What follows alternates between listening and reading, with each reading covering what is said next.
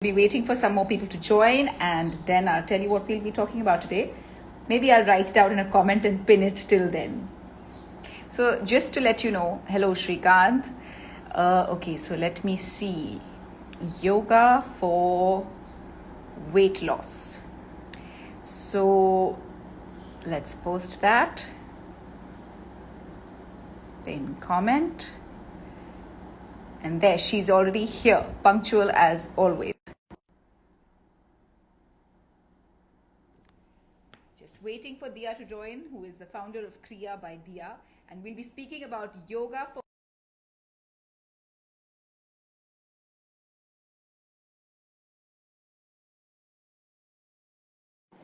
So yes, this is Something Useful with Noor, a weekly series I host here on my Insta Live. And I invite a new guest. Hi, Dia. Hi Noor, how are you? I think there's some tech issues, but I'm glad we managed to get you on.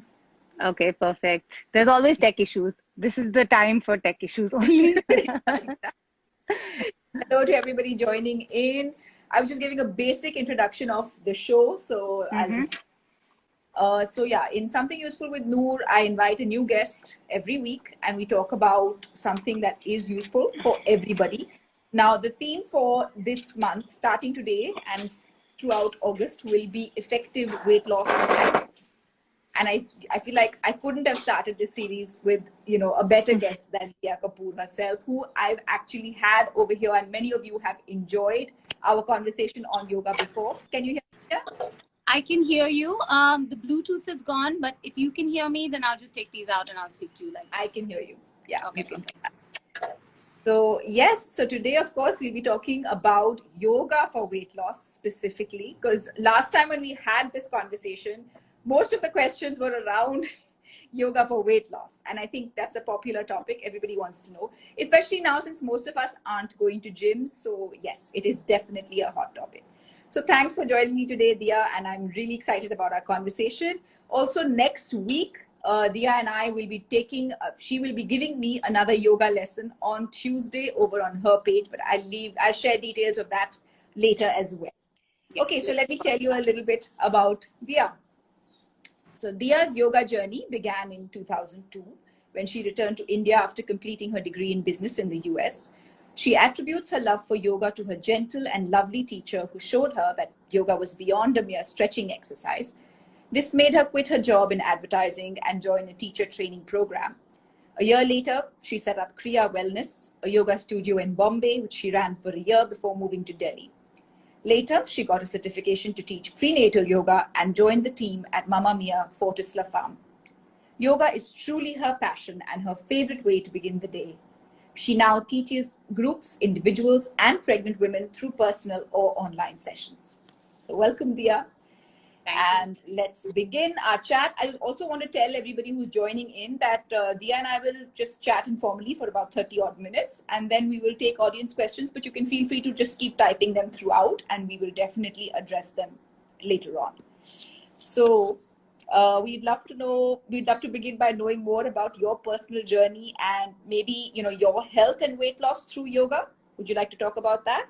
Yeah. So for me, when I connect weight loss with yoga, I think that journey began in my postpartum time, actually. So to be very honest, I've been doing yoga since I was about 21 or 22 regularly, but I was blessed enough that I think I've been fairly active. So I never really had any such issues in terms of a challenge to lose weight personally. But of course, pregnancy changes your body entirely. So after my first son was born, which was 7 years ago, I did find myself in that situation where I think every mother can relate, where we feel like, you know, we kind of miss our old bodies and you want to get back into shape. And it's not just about physical appearance, but you just want to feel good, and that helped. So I think for me, yoga and weight loss kind of happened visibly at that time because I was in a situation where I was at home, I was breastfeeding.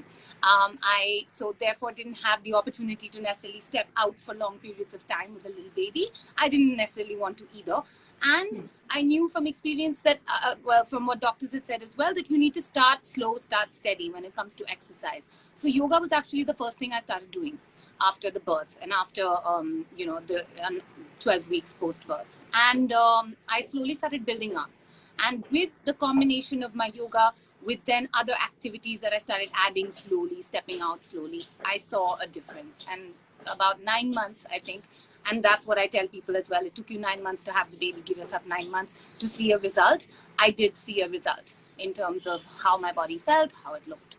And yeah, that was my experience. I mean, both? Was it also like actual weight loss as well as toning? Or was it just... It was inches and numbers. See, the thing is, it's a tricky thing, right? Because muscles weigh more than fat. So typically, I don't go by the number on the wheel scale. In fact, I never weigh myself. I hate it because I find that it's just mentally, it gets you it can really play with your emotions, and I don't like that. So I like to measure myself based on how my clothes fit. I've always done that instead. So I would take, like, you have a Target dress or a Target pair of jeans that maybe you used to fit really well and you love it. So that would be my goal, that like I want to work hard enough that I can fit into these without squeezing into them as I have to now. So that became the way I noticed it. But yes, inch loss. And actually at the end of the day, that's what you want. So everything kind of went in. That's what happened. But I have to say that it's not just exercise. That exercise can be, it's 60% exercise, but I would have to attribute at least 40% to what you put in your mouth. So, nothing happens from just one activity. Of course. Yeah. So you said that you started 12 weeks postpartum. Yeah. So in fact, before. With yoga, I started before because I'm a yoga teacher myself and I knew what to do. And I'd been teaching prenatal yoga and I had enough resources and information. So I started doing my yoga work about 4 weeks in because I had a natural birth, so it was easier for me because I didn't have to worry about operation scars healing. So yeah, I started quite early on, but like I said, baby steps. Women who've had C-sections, when should they begin? 12 weeks. 12 weeks. 12 weeks is the best amount. It's just the best measure because that's the average amount of time it takes to recover from surgery. Any surgery. Yeah. Okay. Plus the organs also get really stretched out and you need to kind of get everything needs to just go back to its place. It takes its time. Of course. Yes. Of course. Okay, so most of us haven't been going to gyms for the last few months and yoga has become in fact extremely popular. So do you feel that yoga may eventually replace traditional gym workouts? I hope so. No, I think for a lot of people, this lockdown has proven that yoga can be a fantastic substitute for any other kind of workout. And to be very honest, I have seen this in my own self personally. Because I'm a person, we know each other personally. I have loved the gym all my life. I've gone in and done all kinds of workouts and I've loved my HIIT workouts, etc., etc. So I personally was wondering what I was going to do with myself physically during this lockdown. I have a half an hour thing that I do on my own, which is kind of like a push-up. It's a combination of different movements, exercises. But having said that, my primary form of exercise is yoga. And now the way I practice it, it can easily replace any 1 hour that a person spends in the gym. And I think a lot of my students would agree because after they're done with my workout, they're quite happy to not do anything else for the rest of the day. So I can definitely say that a good teacher and a good session, if you're looking for something to make you sweat, to make you burn your calories, 100% you can get that from yoga. Okay, and it's safer as well because I'm not asking you to pick up 25 kilos of weights and struggle. And since I'm not in the room, that risk is much lower. So 100%. I mean, if you think about it, it's also ideal for social distancing because you don't really need equipment. You only need your mat and yourself and your personal space. Just your body. Yeah. Do it outdoors, do it indoors, do it anywhere. Yeah, you just need 6 feet of space. Just that mat is enough, and it's just the perfect kind of exercise. It can go with you wherever you are. Yeah, it's clearly built for COVID times. I mean, for all times perhaps. Yeah. Okay, I think that's the thing, Noor, that there's so much of this old ideology thinking, that yoga is for old people, yoga is for people who just want to lie down and sleep. And it's one of those things and of course yoga can do that. It can give you that. But the beauty of it is it can also make you work harder than you've worked in, a boxing workout or some other kind of a high energy workout.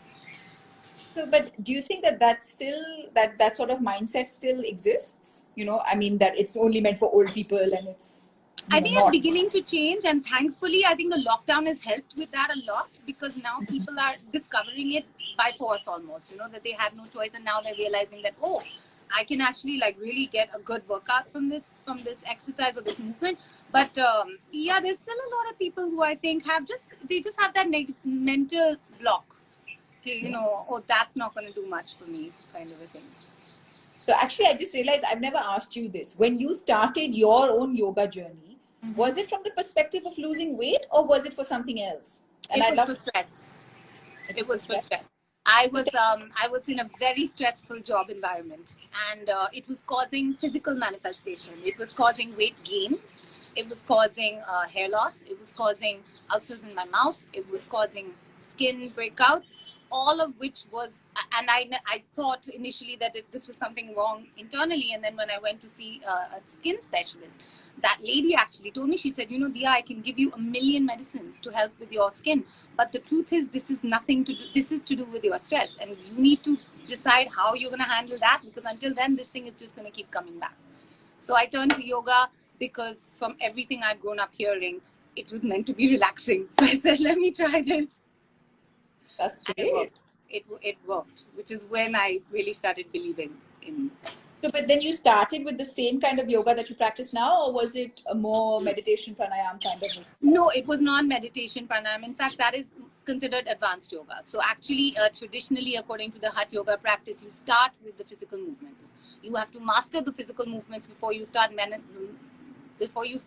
how to manipulate the breath. Pranayam is very, very advanced, considering where you start. So I started with my asanas, and the only thing I did in terms of pranayam were very basic, equal breathing, anulom vilom, very, very simple things. My teacher was extremely cautious and very well, like, you know, studied. So she really knew her stuff. So what I did initially was what I would call foundational yoga, which is what I teach in my beginner's class. It's learning every single asana at its basic, and then starting to build on that asana, you know, which is, yeah. All right, so let's move on to, I think, the pressing topic.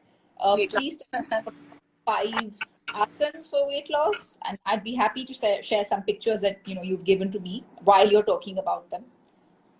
Yeah, so I would say I was thinking about this question, and there are 4 or 5 that I could say can promote weight loss. Now, having said that, an asana independently is not going to make you lose weight. But when you tie the asanas together and create a flow of some kind, a vinyasa flow, whether that's a Surya Namaskar flow or a variation or whatever, that movement then creates that dynamic movement, which gives you that whole cardio rhythm movement, and that is what will eventually start burning calories. So to make sure that people understand that just doing one pose necessarily won't, give you that.